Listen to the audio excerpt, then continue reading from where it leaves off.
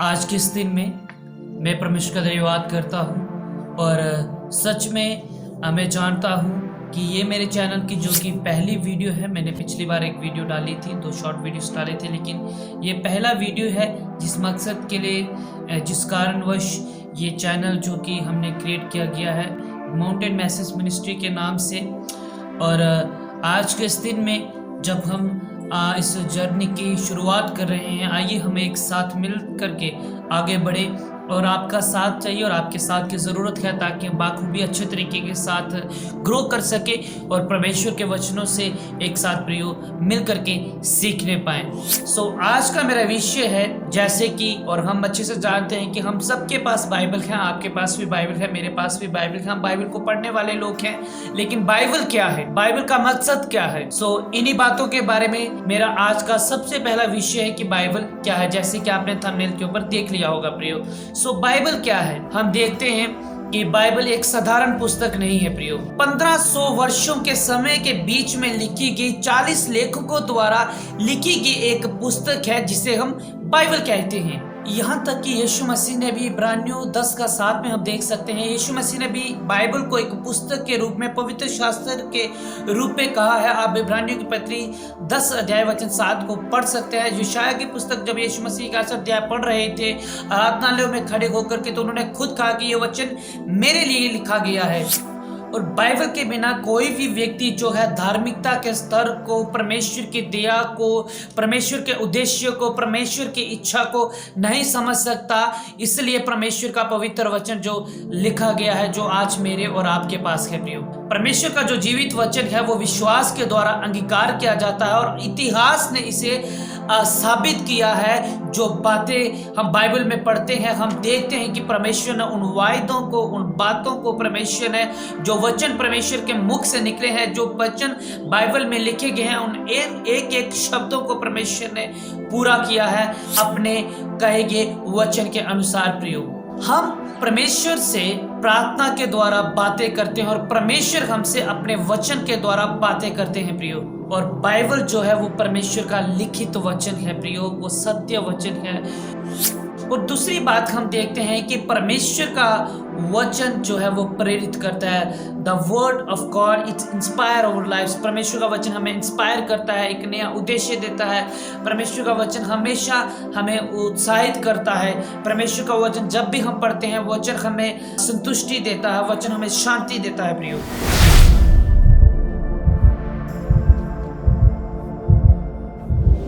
संपूर्ण पवित्र शास्त्र परमेश्वर की प्रेरणा से रचा गया है और उद्देश्य और समझाने और सुधारने और धार्मिकता की शिक्षा के लिए लाभदायक है, ताकि परमेश्वर का जन सिद्ध बने और हर एक भले काम के लिए तत्पर हो। प्रियो, जैसा कि मैंने पहले कहा कि धार्मिकता के स्तर को और परमेश्वर की इच्छा और उसके उद्देश्यों को बाइबल के बिना कोई भी व्यक्ति उसकी ज़रूरत को कोई भी नहीं समझ सकता।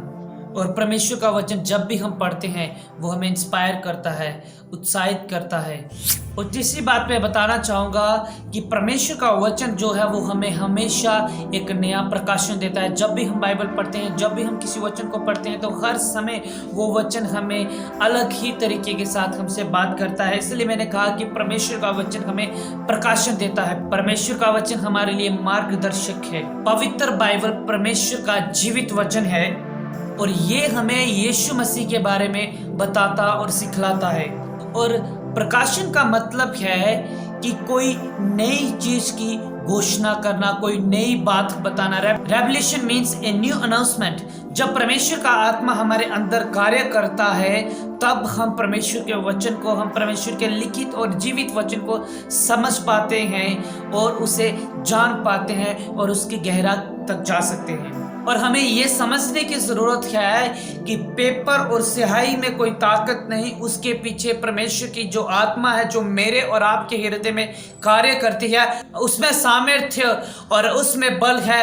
उसी के द्वारा मैं और आप प्रियो, और परमेश्वर का जो जीवित वचन है वो जिंदगी देता है, वो उद्धार देता है, वो प्रकाशन देता है, वो शांति देता है। परमेश्वर का वचन हमें एक नई जिंदगी देता है प्रियो। आज के दिन में ज़्यादा कुछ नहीं कहना चाहूँगा। मैं जानता हूँ ये मेरा पहला वीडियो है और मेरा पहला एक्सपीरियंस है जो मैं आपके साथ शेयर कर रहा हूँ, बट कुछ बातें खास जो बाइबल के बारे में मैं कहना चाहता हूँ।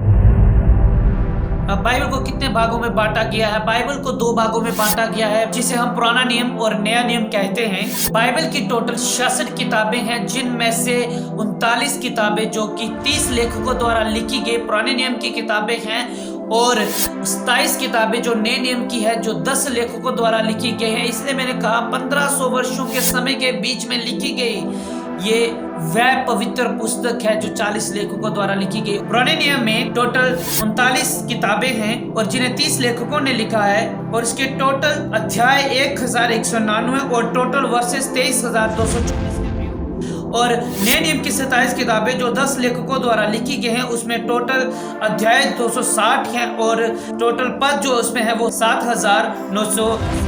बाइबल में जो कि टोटल पद हम पाते हैं, वर्सेस हम पाते हैं 31,173 पद जो कि बाइबल में हम पाते हैं इन 66 किताबों में। आने वाले समय में हम और गहराई के साथ बाइबल की बातों को जानेंगे। बने रहें हमारे साथ माउंटेन मैसेज मिनिस्ट्री के साथ। आने वाले समय में हम और भी अच्छे तरीके के साथ बाइबल की गहराई की बातों को और भी, जिससे हम अपनी नॉलेज को एक्सप्लोर कर सकते हैं, जिससे हम परमेश्वर के वचन में उन्नति कर सकते हैं, उन बातों की ओर हम आगे बढ़ेंगे। अगर अच्छा लगा हो तो वीडियो को लाइक जरूर करें, चैनल को जरूर सब्सक्राइब करें और बन रहे माउंटेन मैसेज मिनिस्ट्री के साथ। हम मिलेंगे एक नई वीडियो के साथ। ये हमारी एक शुरुआत है, साथ दें ताकि हम परमेश्वर की महिमा करने पाएं। हम जहाँ कहीं भी रहें, हम चाहे फिजिकली ना मिल पाएं लेकिन स्पिरिचुअली हम एक साथ हों, एक दूसरे का सपोर्ट करें ताकि हम प्रभु की सेवकाई में परमेश्वर के राज्य की बढ़ोतरी का कारण होने पाए प्रियो। धन्यवाद वीडियो वॉच करने के लिए।